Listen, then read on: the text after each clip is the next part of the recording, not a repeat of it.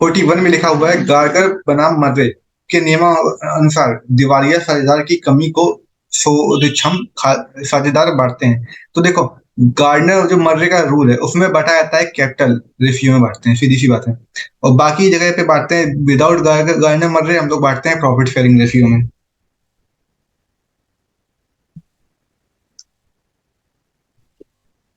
42 में लिखा हुआ है, दोहरा कौन कौन एक द्वारा लेखा प्रणाली का सिद्धांत है।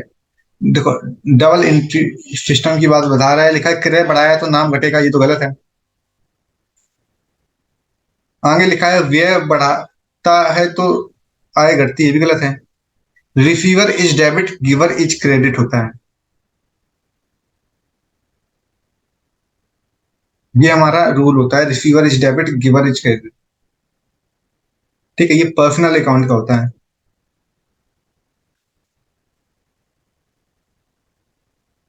का रूल होता है। तो ये हो जाएगा हमारा 42 का सी, बाकी सभी गलत लिखे हुए हैं।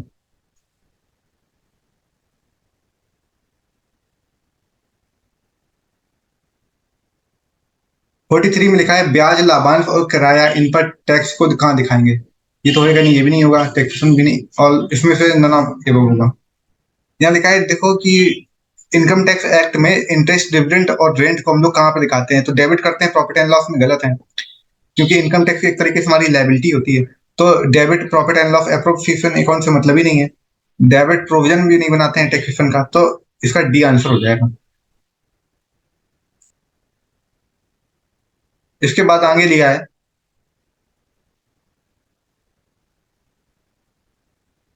44 में लिखा है अयाचित पूंजी का वह भाग जिसे कंपनी समापन के समय याचित करती है, उसे बोलते हैं। जो जो पैसा कंपनी बचा के रखती है कि जब कंपनी बंद हो तब उसको निकाला जाए, तो उसे हम लोग बोलते हैं रिजर्व कैपिटल। जो पहले से बचा के रखा होता है, रिजर्व कैपिटल होती है वो, संचित पूंजी, जो कंपनी के सिर्फ समापन के समय मांगा जाता है। 45 में लिखा है फर्म के विघटन पर पुस्तकों को न लिखे गए एक दायित्व को कहते हैं। फर्म के विघटन पर पुस्तकों में ना लिखे गए दायित्व को कहते हैं। अगर लाइबिलिटी को हम लोग नहीं दिखाते हैं, फर्म जब बंद हो रही है और डिसोल्यूशन फर्म का हो रहा है, उसमें अगर लाइबिलिटी हमने नहीं दिखाई है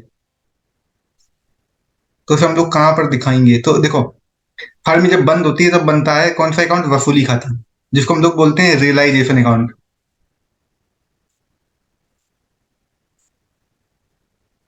रियलाइजेशन अकाउंट होता है जब फर्म बंद होती है, तो उस समय बनता है हमारा रियलाइजेशन अकाउंट। और लाइबिलिटी अगर हमने दायित्व नहीं दिखाया है तो जब बाद में जब रियलाइजेशन अकाउंट बनेगा तो उसमें लाइबिलिटी को माइनस करना पड़ेगा। तो क्या होगा, तो ऐसी कंडीशन में जब माइनस करोगे तो डेबिट हो जाएगा, तो रियलाइजेशन अकाउंट में डेबिट हो जाएगा। 45 का ए।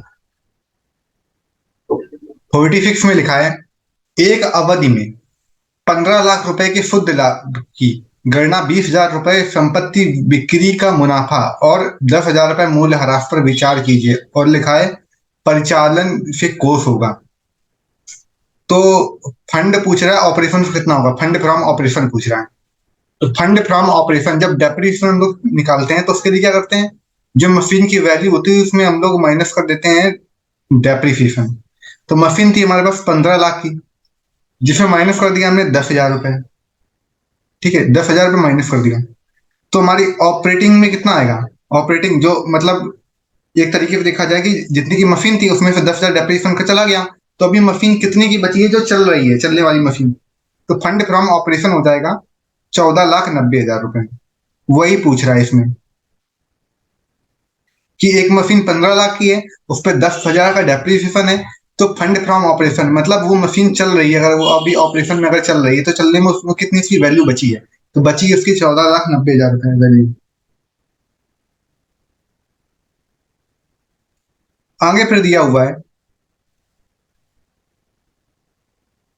47 में दिया है अंश अधिशुल्क का प्रयोग किया जा सकता है, फेयर प्रीमियम। हम लोग फेयर प्रीमियम से क्या कर सकते हैं, पूर्व प्रदत्त बोनस अंश से इशू कर सकते हैं, fully paid up bonus share, ये कर सकते हैं, ये बिल्कुल सही है। तो 47 का सी। आगे फिर दिया हुआ है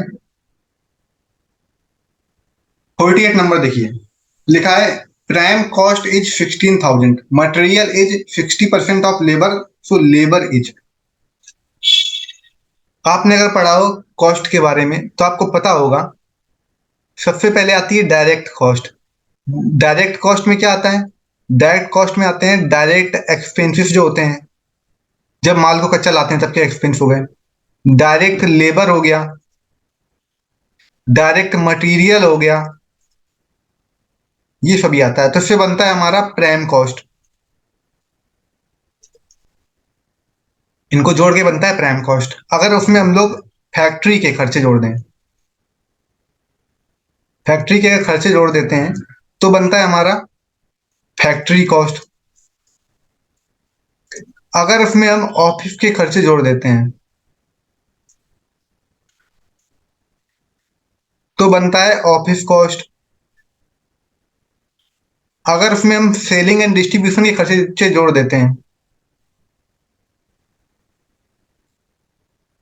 तो बनता है हमारा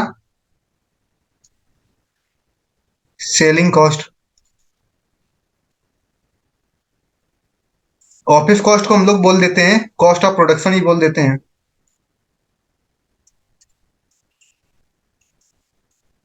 अब यहां पर दिया हुआ है कि अगर प्राइम कॉस्ट हमारी 16,000 रुपए है, प्राइम कॉस्ट कह रहा है हमारी 16,000 रुपए है, ठीक। मतलब ये इस वाली कंडीशन में बता रहा है, ये इस वाली कंडीशन में बता रहा है कि ये 16,000 रुपए है। सामग्री दी है 60% है श्रम का, तो मानते हम लेबर इसमें आएंगे, ठीक है। तो अगर लेबर हमारे direct labour direct material, labour हमारा बता रहा है कि 60, सामग्री सामग्री श्रम का 60% है, तो मानते हैं लेबर हो जाएगा हमारा, अगर 100 का हो गया, लेबर 100 मान लिया, तो मटेरियल हो जाएगा 60। तो इन दोनों को जोड़ोगे तो आएगा हमारा क्या, प्राइम कॉस्ट आएगा। तो इन दोनों को जोड़ा तो प्राइम कॉस्ट कितनी आ रही है, 160 आ रही है, क्योंकि डायरेक्ट एक्सपेंसेस तो दिए नहीं है, तो डायरेक्ट लेबर डायरेक्ट मटेरियल दोनों जोड़ा तो आया हमारा प्राइम कॉस्ट 160 रुपए। अब 160 प्राइम कॉस्ट के लिए दी हुई है, हमारी कॉस्ट दी है 16,000 रुपए दी है, तो एक के लिए 16,000 बटे 160, इतना क्लियर हुआ। अब पूछा है कि श्रम क्या होगा, वेजेस पूछी है। वेजेस हमारी कितनी थी, वेजेस मतलब लेबर, 100 रुपए के लेबर थे, तो 100 रुपए लेबर के लिए 100 से मल्टीप्लाई कर दीजिए, काटिए, इसे क्या होगा, ये जाएगा हमारा,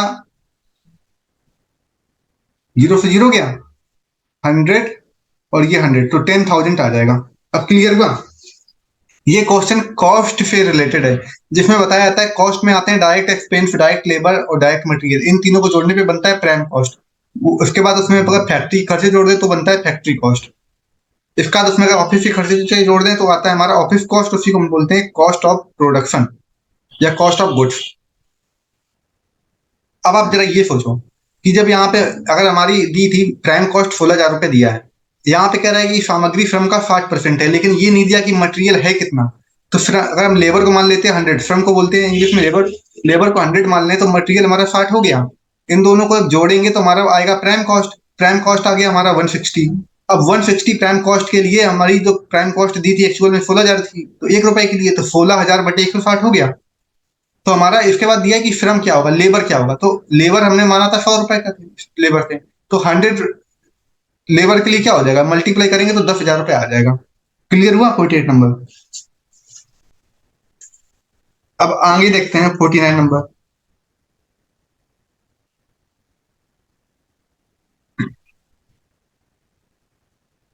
यहाँ पे लिखा है एक साधारण निवासी वह है जो पालन करता है।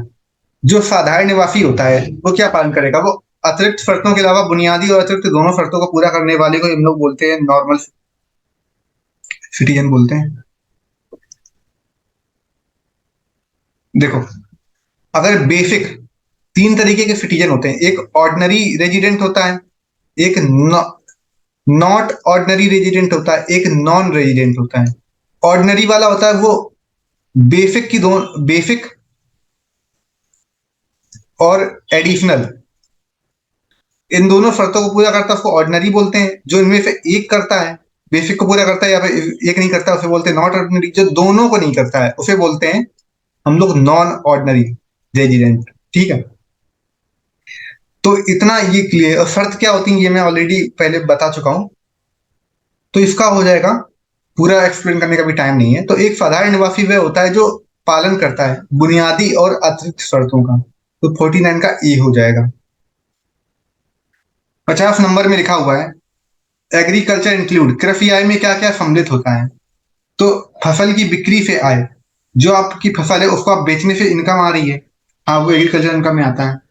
कृषि उत्पादों को विक्रय योग्य बनाने से आय, जो एग्रीकल्चर प्रोडक्ट उनको आप बेच रहे हो तो उससे इनकम होना हमारे एग्रीकल्चर इनकम कहलाता है। गार्डनिंग करना, खेती करना पेड़ फूलों की, ठीक है, वो भी हमारा एग्रीकल्चर इनकम में आता है। भूमि को अगर रेंट पे दिया आपने एग्रीकल्चर लैंड को, तो वो भी हमारा एग्रीकल्चर इनकम में आता है। एग्रीकल्चर काम में यूज होने वाला जो भवन होता है उससे इनकम हो रही, वो भी हमारी एग्रीकल्चर इनकम में आती है। कहीं अपने घर उठा दिया है किराए पे, ठीक है, अगर एग्रीकल्चर लैंड में हो, उसका काम एग्रीकल्चर के लिए हो रहा है। जंगल में कोई घास वास है, ठीक है, ग्रास है, उसको आपने उगाया है, तो सब हमारा एग्रीकल्चर इनकम में आता है। अपने पशुओं के लिए स्वयं आपने घास उगाई है जो कृषि काम में यूज हो रहे हैं, तो वो सारी चीजें हमारी एग्रीकल्चर इनकम में आती हैं।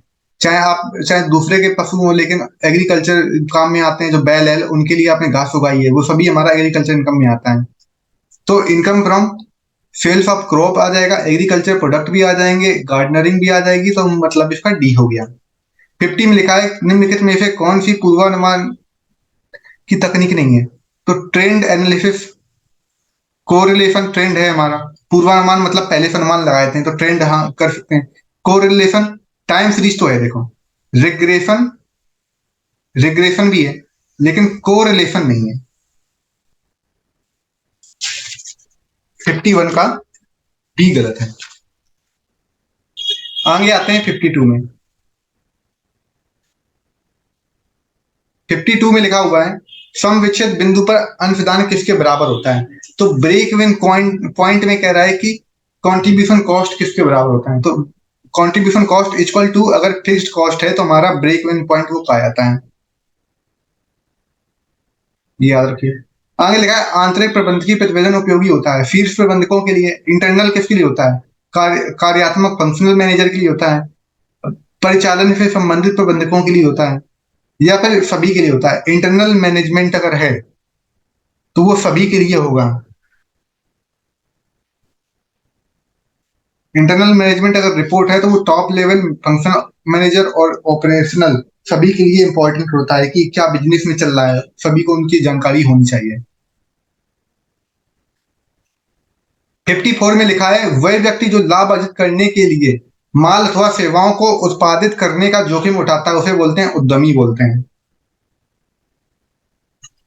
आगे फिर लिखा हुआ है 55 में 3% शिक्षा उपकर देय होता है। तो ये इनकम टैक्स पर होता है या फिर इनकम टैक्स और सरचार्ज पे होता है।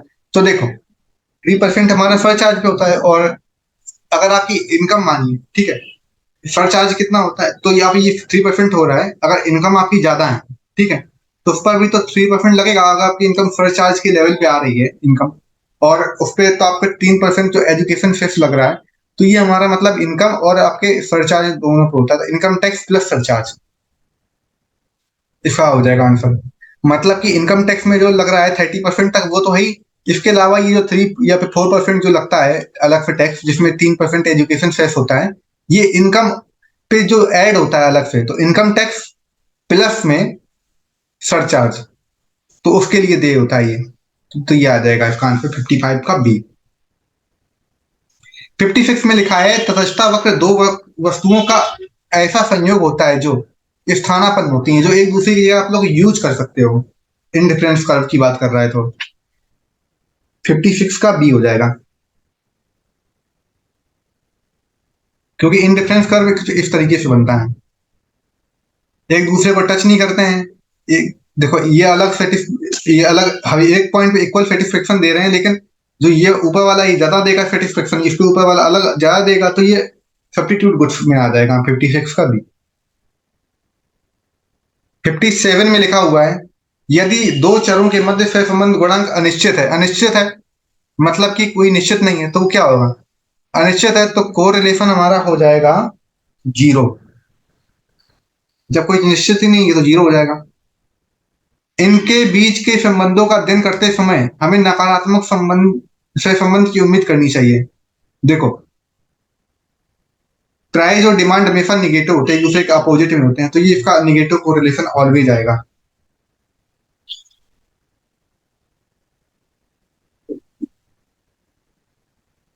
फिफ्टी नाइन में लिखा हुआ है सीमांत उपयोगिता यदि शून्य हो तो क्या होगा। अगर सीमांत उपयोगिता अगर हमारी शून्य हो गई है तो कुल उपयोगिता उस टाइम टॉप पर होगी, टोटल यूटिलिटी हमारी अगर टॉप पर होगी तब जाके मार्जिनल यूटिलिटी हमारी जीरो होगी। 60 नंबर में, कौन व्यापार चक्र का भाग नहीं है। तो व्यापार चक्र का भाग नहीं है, तो देखो हम बता चुके हैं व्यापार चक्र के लिए कि समृद्धि पति आवे पुनः, मैंने बताई थी एक ट्रिक। मतलब कि पहले आता है हमारा प्रॉस्पेरिटी, इसके बाद फिर आता है हमारा रिसेशन, फिर आता है हमारा डिप्रेशन, फिर आती है रिकवरी। तो बिजनेस कुछ इस तरीके से चलता है।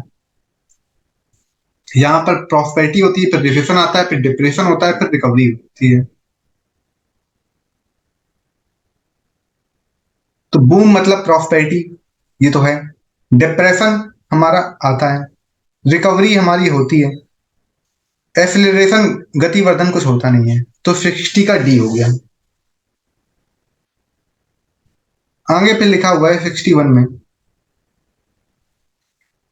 निम्न समंकों से लाभ मात्रा अनुपात की गणना करनी है।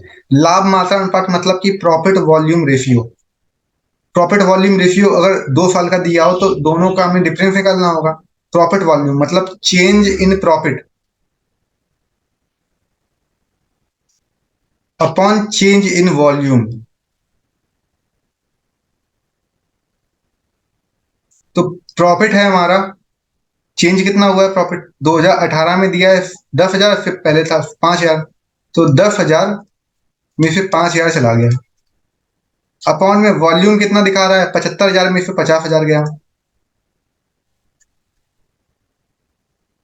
इंटू 100। तो ये बचा 5,000 अपॉन में 25,000 इंटू 100। 5 से काटा तो 5 बार गया, इसे काटा तो 20% आया आंसर।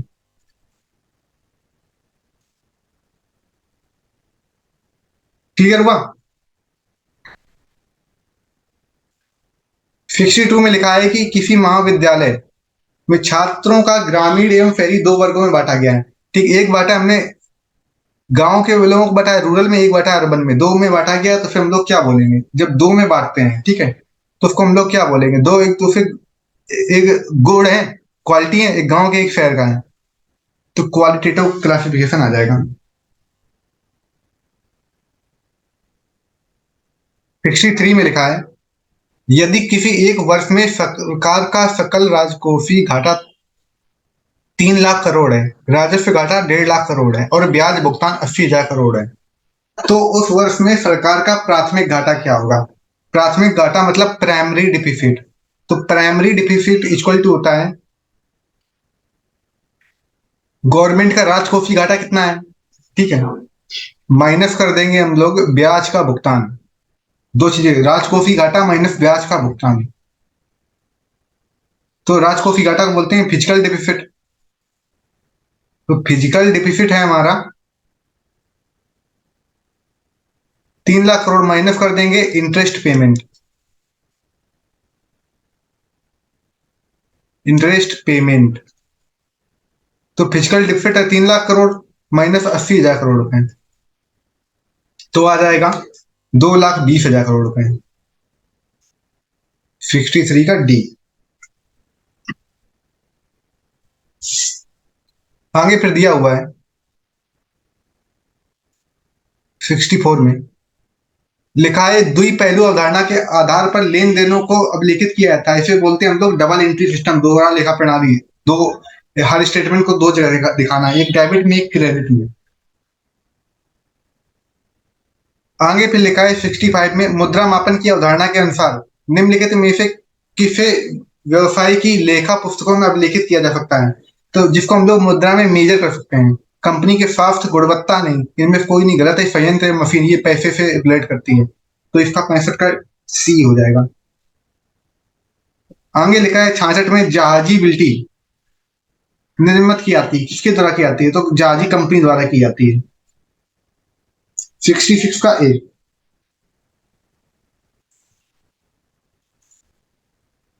67 में लिखा हुआ है, अंशों व ऋण पत्रों के अभिदान आमंत्रित करने के लिए प्रविवरण निर्गत किया जाता है केवल। देखो, प्रोस्पेक्टस करते हैं सिर्फ जो पब्लिक कंपनियां होती हैं, प्राइवेट कंपनी अपने शेयर इशू नहीं कर सकती है मार्केट में। तो इसका 67 का ए है। 68 में लिखा हुआ है, राष्ट्रीय आय को मापने की कौन कौन सी विधियां होती हैं? तो देखो, income method, expenditure method, product method, ये सभी होते हैं। तो ऑल ऑफ द एबव हो जाएगा इसका आंसर डी। 69 में लिखा हुआ है, दीर्घकाल में लागत और उत्पत्ति का साधन निर्भर करता है। दीर्घकाल में लागत और उत्पत्ति का संबंध निर्भर करता है। तो दीर्घकाल में ये दोनों पैमाने के प्रतिफल पे करते हैं निर्भर, रिटर्न टू स्केल। क्योंकि दीर्घकाल में ना तो कोई फिक्स्ड रहता है, ना तो कोई वेरिएबल रहता है। तो जब कोई ना तो फिक्स रहेगा, ना तो मतलब सॉरी, कोई फिक्स नहीं रहता, सभी लोग वेरिएबल रहते हैं। तो वेरिएबल रहते हैं यहाँ पे, मशीन, बिल्डिंग, ये सब हमारा वेरिएबल, क्योंकि लंबे समय में वो भी टूट जाती है, खराब हो जाती है, इसलिए। तो जब सभी उत्पत्ति के साधन परिवर्तनशील होते हैं तथा उन्हें आवश्यकता अनुसार परिवर्तन भी किया जा सकता है, उसे हम लोग बोलते हैं संपत्ति साधनों के द्वारा परिवर्तन होता है। यह उत्पादन का पैमाना स्केल ऑफ प्रोडक्शन कहलाता है। जो मैंने बात आपको बताई कि देखो, जब लॉन्ग टर्म की बात करता है, लॉन्ग लॉन्ग टर्म में अगर प्रोडक्शन की बात कर रहा है, तो वहां पर कोई भी चीज फिक्स नहीं होती है, हर चीज वेरिएबल होती है। जब हर चीज वेरिएबल होती है, तो फिर उसे हम लोग स्केल में देखते हैं, रिटर्न टू स्केल कहते हैं।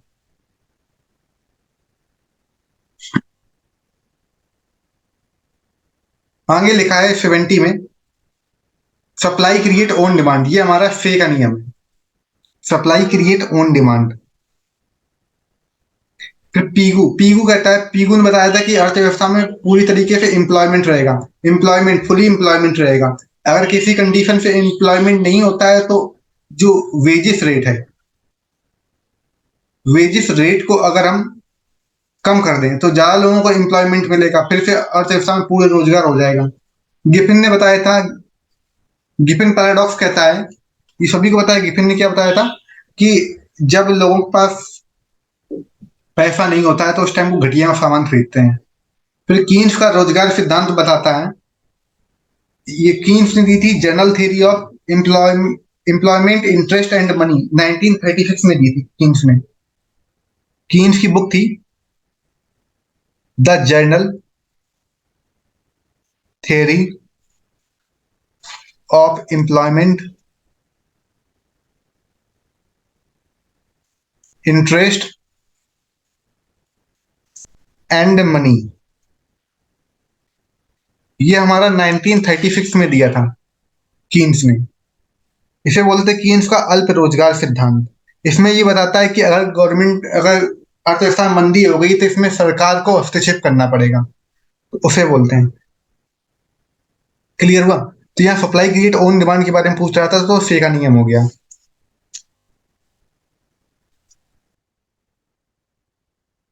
71 में लिखा है, रोजगार के प्रतिष्ठित सिद्धांत के अनुसार पूर्ण रोजगार से विचलन की स्थिति पैदा होती है।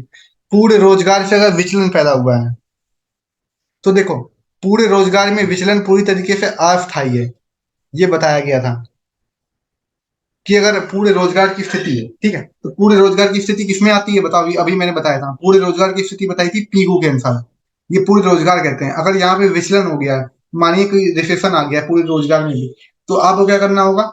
उस कंडीशन में आप रेट घटा दो, और रोज जो रेट घटा दोगे वेजेस का, तो दोबारा से जो अनएम्प्लॉयमेंट है वो खत्म हो जाएगा। तो जब रोजगार में अगर कोई चीज, रोजगार के प्रतिष्ठित सिद्धांत के अनुसार पूर्ण रोजगार में विचलन, जो विचलन आया, रिसेशन, ये बहुत ही शॉर्ट टर्म की होता है, टेम्परेरी होता है, टेम्परेरी फिनोमिना है। ये कहा था हमारा पीगू ने। तो 71 का बी। 72 में लिखा है, किस प्रतिचयन में संपूर्ण जन समुदाय पारस्परिक रूप से अपवर्जी समूहों में विभाजित होते हैं? तो अपवर्जी समूह, अपवर्जी समूह में विभाजित होते हैं, उसे हम लोग क्या बोलेंगे? कन्वीनियंस होगा नहीं, स्नोबॉल होगी नहीं, जजमेंटल होगा नहीं, कोटा बचा। क्योंकि कोटा में होता है, अलग अलग सेक्शंस होते हैं कि कौन सा ओबीसी है, कौन सा एससी है, उसके अलग अलग कैटेगरी में बांटना, उसी को बोलते हैं। आगे फिर लिखा है 73 में, प्रतिचयन त्रुटि इसके विपरीत अनुपातिक है। तो देखो सैंपल एरर किसके लिए, सैंपल एरर सैंपल साइज के अपोजिट होती है, कि जितना बड़ा सैंपल साइज होगा,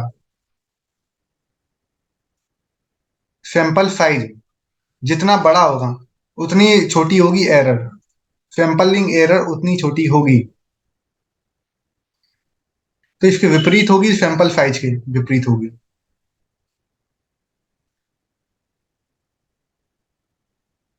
74 में लिखा है, निम्नलिखित में से किस पूर्वानुमान तकनीक में पिछले अनुभवों से प्राप्त समंकों का विश्लेषण किया जाता है। तो पिछले से करते उसे बोलते हैं हम लोग टाइम सीरीज एनालिसिस बोलते हैं, काल श्रेणी पूर्वानुमान। आगे फिर लिखा है 75 में, वह प्रतिवेदन जो संपूर्ण संगठन के बारे में सूचनाएं संकलित करता है तथा बाहरी लोगों की भी जिसमें रुचि होती है, उसको हम लोग बोलते हैं उद्यम प्रतिवेदन, एंटरप्राइज रिपोर्ट। जैसे आपको पता है कि हर क्वार्टर में, हर 3 महीने में एक रिपोर्ट आती कंपनी की, उसे बोलते हैं एंटरप्राइज रिपोर्ट, जिसमें दिया होता है कितना उसको, क्या उसका टर्नओवर चल रहा है, कितना उसका कैश फ्लो स्टेटमेंट है, जिससे लोग इन्वेस्ट करते हैं, अलग अलग इन्वेस्टर्स होते हैं। तो ये उद्यम रिपोर्ट हर एक के लिए जरूरी होती है। तो 75 का ए। 76 में लिखा है कि हमारा कब ट्रेड बैलेंस फेवरेबल रहा। तो फेवरेबल रहा था 72 से 73, और 76 से 77 में रहा था फेवरेबल। मतलब कि पॉजिटिव कब रहा, जब हमारा इंपोर्ट कम हो जाए और एक्सपोर्ट ज्यादा हो, मतलब बेचे हम ज्यादा और इंपोर्ट कम हो। ऐसा सिर्फ 2 ही बार रहा है, 72 से 73 और 76 से 77।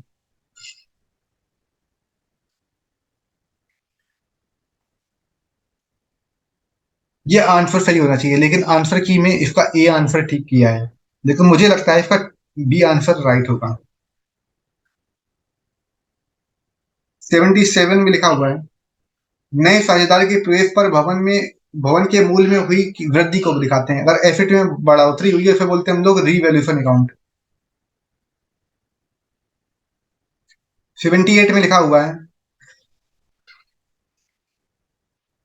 लागत लेखांकन का मुख्य उद्देश्य है। तो कॉस्ट अकाउंटिंग का जो मेन काम होता है, क्या होता है, प्रॉफिट को मैक्सिमम करना होता है काम। जो कॉस्ट अकाउंटिंग का मेन काम होता है वो होता है प्रॉफिट को मैक्सिमाइज करना, कॉस्ट को कम कर सको जिससे प्रॉफिट बढ़ सके, वो हमारा कॉस्ट अकाउंटिंग का मेन काम होता है। ये आंसर।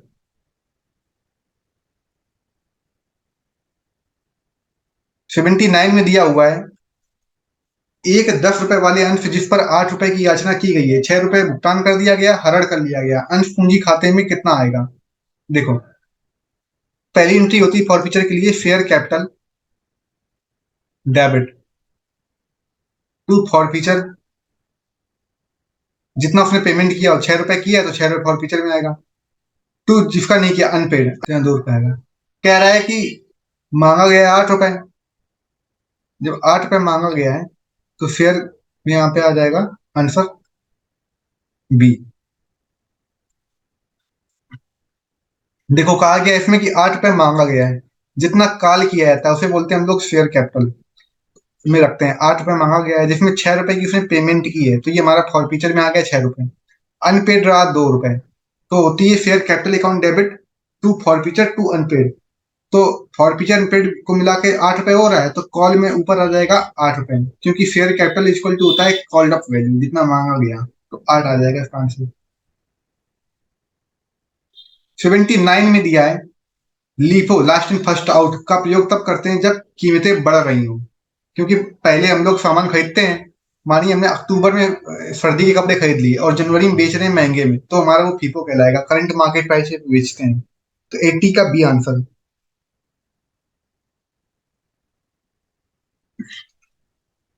81 में दिया है, एक सामान्य साझेदारी फर्म में अधिकतम कितने सदस्य हो सकते हैं। एक सामान्य साझेदारी में अधिकतम कितने सदस्य हो सकते हैं, तो बी आंसर। ये दिया है कंपनी एक्ट 1950, कंपनी एक्ट 1956 के अनुसार बता रहा है। टेबल में बता ही चुका हूँ, लिंक भी नीचे दिया है।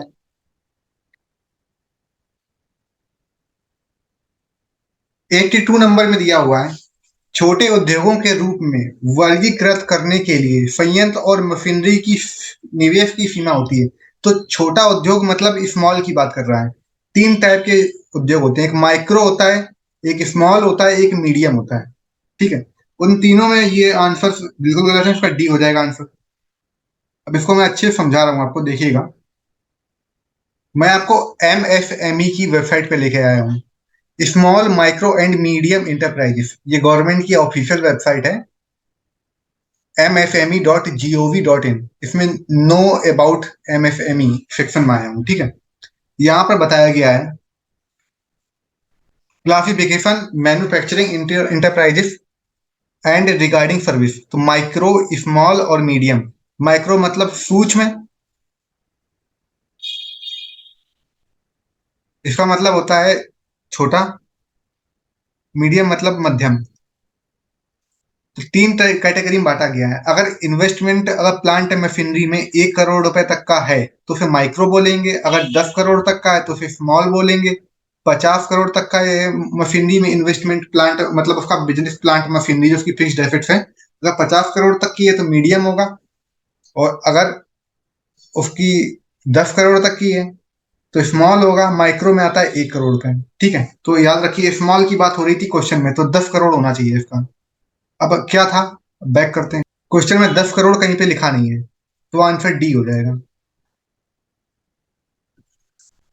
क्लियर। 82 नंबर। आगे अब देखते हैं। 83 में लिखा है भारत की जनगणना की जाती है। तो भारत की जनगणना कैसे की जाती है? तो CSO करती है, सेंट्रल स्टेटिकल ऑर्गेनाइजेशन करती है। NSO भी करती है। देखो, NSSO और CSO, इन दोनों को मिला के बनता है NSO। तो NSO आता है हमारा महापंजीयक एवं जनगणना आयोग द्वारा की जाती है। तो CSO NSO दोनों होते हैं, तो इसका हो जाएगा, देखो, क्योंकि पहले NSO था और CSO था, इन दोनों को जोड़ के बना NSO।